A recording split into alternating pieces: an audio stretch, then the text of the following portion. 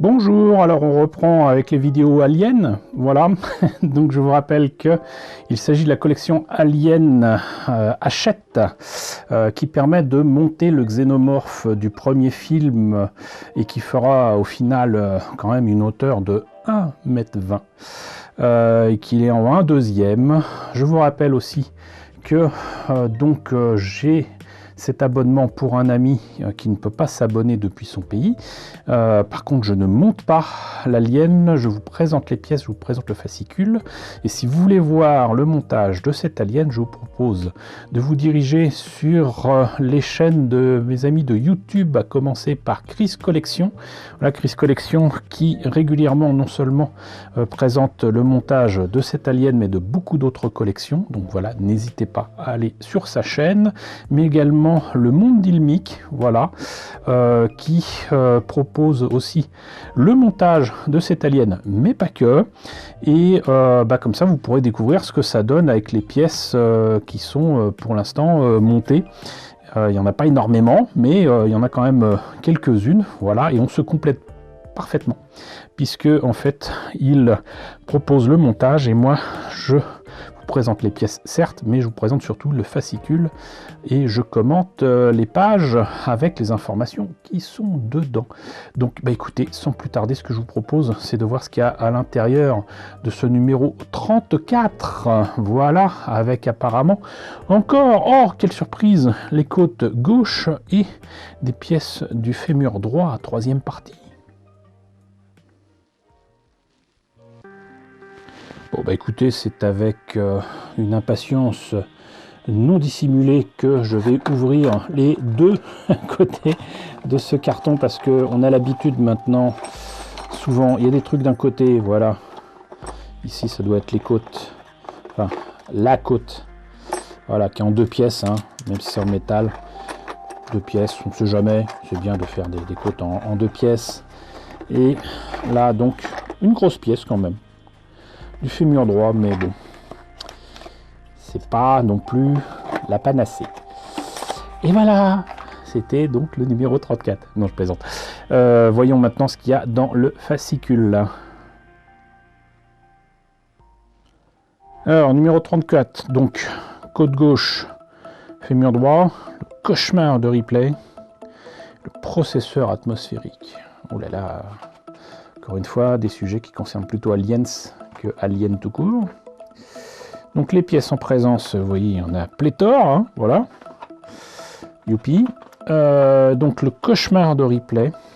Les séquences les plus anodines cachent parfois des enjeux énormes qui pèseront lourdement sur l'ensemble d'un long métrage. C'est le cas du cauchemar de Ripley dans l'infirmerie de la station Gateway, à la 5e minute d'Aliens, le retour. Alors, je sais pas pourquoi ils ont mis cette image-là, mais ça, c'est quand elle est en hyper sommeil. Donc, dans le Narcissus, ça n'a rien à voir avec le moment où elle a le cauchemar dans la station Gateway. Donc, cauchemar qu'on voit d'ailleurs, si je me rappelle bien, aussi bien dans la version courte que dans la version longue. Choc nécessaire, hommage direct au fameux Chestbuster du film original. La séquence s'ouvre dans une atmosphère clinique, au réalisme froid et actuel, avant de virer soudainement au cauchemar organique. Alors c'est vrai que c'est intéressant parce que du coup cette scène apparaît au moment où Ripley se réveille et tout d'un coup on se dit mais qu'est-ce qu'elle a, et on se dit finalement elle a eu aussi un alien dans le corps, et on voit même Dodge Johnsy donc qui réagit exactement comme dans le premier film. Voilà, mais donc c'est un hommage au premier film, du coup. À l'écran, James Cameron se distingue toutefois de Ridley Scott par plusieurs choix esthétiques très marqués. D'une part, il demande à son directeur de la photographie de tourner en caméra portée à 48 images secondes, afin de réduire par 2 la vitesse finale des images, juxtaposée à l'environnement très pragmatique. Bon, l'effet de ralenti confère à la scène une trancheté indicible avec laquelle le cinéaste renouera dans Abyss et Terminator 2. D'autre part, Cameron évite de filmer la rupture de l'abdomen de son personnage. Ripley lève son pyjama, son ventre gonfle, et on peut voir à travers sa peau une créature se redresser, se frayer un chemin à travers ses viscères. Cut. Juste une marionnette. Le montage est finalement tellement bien pensé, et l'ombre du Chestbuster a-t-il tellement le regard que le public n'a absolument pas le temps de réaliser que la peau de Ripley est factice. Sur le plateau, la comédienne est assise sur une planche sous le lit et un faux buste en latex est installé devant elle avec à l'intérieur une manette de chaise Buster cachée sous cet amas de matériaux subtilement moulés et peints. Tom Woodruff Jr., le coordinateur des effets des créatures, est chargé d'actionner le gonflement de l'abdomen et de donner vie à l'extraterrestre à l'aide de tiges et de mécanismes assez basiques. Si la technologie n'est pas très avancée, le résultat est d'une efficacité saisissante.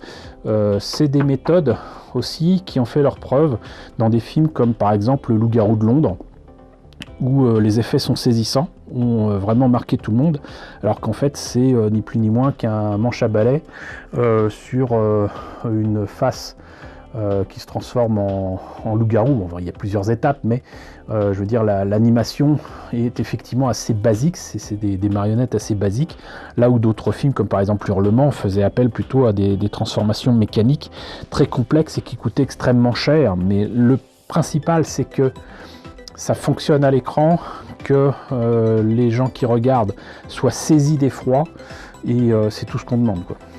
Portrait Tom Woodruff Jr. À l'âge de 25 ans, Tom Woodruff Jr. est engagé par Stan Winston pour l'assister sur les maquillages spéciaux de Terminator. Donc ça c'était en 84. Par la suite, Woodruff suit Winston sur Aliens le retour. Histoire fantastique, ça c'était une série lancée par Steven Spielberg. Monster Squad, qui est un film qui est légendaire aux États-Unis. Je pense que c'est sorti en France, mais je ne me rappelle pas l'avoir vu. Ça m'a pas marqué, mais ça reprenait en fait les monstres de l'Universal, quoi. Voilà, avec Dracula, la momie, le monstre du lagon noir, tout ça. Futur immédiat, je sais plus ce que c'est, et Léviathan. Bon. Avant de fonder avec son ami Alec Gillis le studio Amalgamated Dynamics Incorporated, chez ADI, l'artiste signe des trucages impressionnants sur les films comme Tremors, Jumanji, Demolition Man, Mortal Kombat. Donc Tremors, il y avait quand même des trucs excellents, et c'est un film qui est plus vieux qu'on dirait. Enfin, moi je pensais que c'était beaucoup plus récent que ça, mais en fait non. Et j'adore Tremors, que ce soit le premier ou les suivants. En 1992, il est récompensé par un Oscar pour La mort vous va si bien, où effectivement il y a quand même un sacré casting, et donc là c'est des personnages qui font face à la mort, mais de façon assez spéciale. Donc si vous ne connaissez pas, allez-y. Hein, voilà, en plus avec Bruce Willis. Et de Robert Zemeckis, donc, donnant vie à plusieurs xénomorphes dans le film de James Cameron, où Woodruff incarnera de nouveau le monstre dans Alien 3, Alien la Résurrection, et les 2 Aliens versus Predator. Donc il a travaillé sur finalement quasiment tous les films d'Alien à part le premier. Voilà. Intéressant, très intéressant. Processeur atmosphérique, ça va l'être moins, je pense. Processeur atmosphérique et sa forme volcanique, décor extérieur le plus imposant d'Alien le retour, le processeur qui permet la vie sur Acheron, devient aussi le lieu où s'installent les aliens. Ces intérieurs sont ceux d'une ancienne centrale électrique londonienne. Voilà, ça on en avait déjà parlé, ils avaient déjà présenté ça dans d'autres fascicules, mais donc du coup c'était une centrale qui a servi facilement de décor à cette centrale voilà, de processeurs atmosphériques, mais ils n'avaient pas prévu, en réouvrant les lieux, je sais plus pourquoi, pour faire visiter pour peut-être un autre film, et ils ne savaient pas que des morceaux de décor avaient été laissés sur place, et ça avait quand même surpris pas mal de gens de se retrouver avec des faux cadavres à l'intérieur. Ça devait être quelque chose. Processeur de la terraformation, 57 ans plus tard, après les événements du premier film, les Colonial Marines d'Alien, le retour, on débarque sur la même planète uniquement vêtus de leur uniforme de combat et lourdement armés, ils ne portent aucun scaphandre. Et oui, les conditions météorologiques semblent particulièrement hostiles. En effet, depuis une vingtaine d'années, Weyland-Yutani Corporation est parvenu à transformer l'atmosphère de LV-426 et ainsi à permettre à des colons de s'y installer et d'y respirer sans problème. Voilà, tel un volcan, ce processeur atmosphérique est l'un des 3 grands composants de la colonie Adler's Hope, avec le complexe principal et l'ensemble des bâtiments qui constituent une mini-ville. Ok, désamiantage. Donc, l'endroit est fondamental pour les colons. Désamiantage, donc il sert notamment de décor intérieur à 2 grandes scènes, l'embuscade des aliens face aux Colonial Marines, ainsi que le sauvetage de Newt par Ripley, Construire ce décor se révélant bien trop cher, la production du film manquait d'un lieu dans les environs de Londres. Je trouve que le début des années 80 a donné lieu à une importante désindustrialisation en Angleterre, faisant naître un peu partout des friches industrielles. L'équipe de décoration choisit d'abord une raffinerie désaffectée à l'est de la capitale anglaise avant d'abandonner l'idée en raison du risque d'incendie provoqué par la pyrotechnie. C'est clair qu'on ne plaisante pas avec les risques d'incendie sur un tournage de film, très clairement.